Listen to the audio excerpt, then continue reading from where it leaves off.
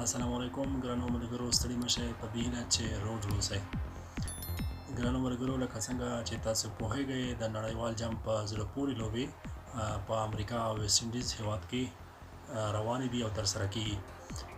افغانستان هم د نړیوال جام د لوبو یوه خورا مهمه او پیاوړې لوبډله ده چې تر دا مهاله په زړه پورې لوبې په نړیوال جام کې ترسره کړي دي. افغانستان په لومړی پړاو یا هم ګروپي لوبو کې 4 لوبې ترسره کړې چې 3 لوبې په خپله ګټه پای ته ورسولې او یوازې یوه ماتې له ویسټ انډیز څخه وخوړه. افغانستان خپله لومړنۍ لوبه له یوګانډا څخه وګټله او په دوهمه لوبه کې نیوزیلینډ له ماتې سره مخ کړ. په دریمه لوبه کې وشوی کولی چې د PNG لوبډلې ته ماتې ورکړي.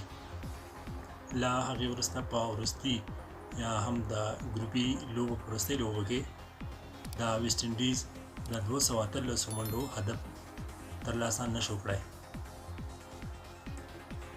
افغانستان په ګروپي لوبو کې له په زړه پورې لوبو ترسره کولو وروسته او د 3 بریاو څخه وروسته وشوی کولی چې د سوپر 8 یا هم د 8 غوره لوبډلو په قطار کې ځان شامل کړي.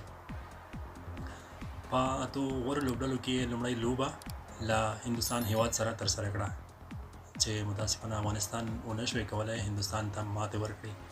ډېری د افغانستان مینوال په دې تمه وو چې افغانستان له انډیا څخه دغه لوبه وګټي، خو داسې ونه شول. د افغانستان بلې لوبه په سوپر 8 یا هم د 8 غورو لوبډلو په قطار کې له استرالیا سره ده.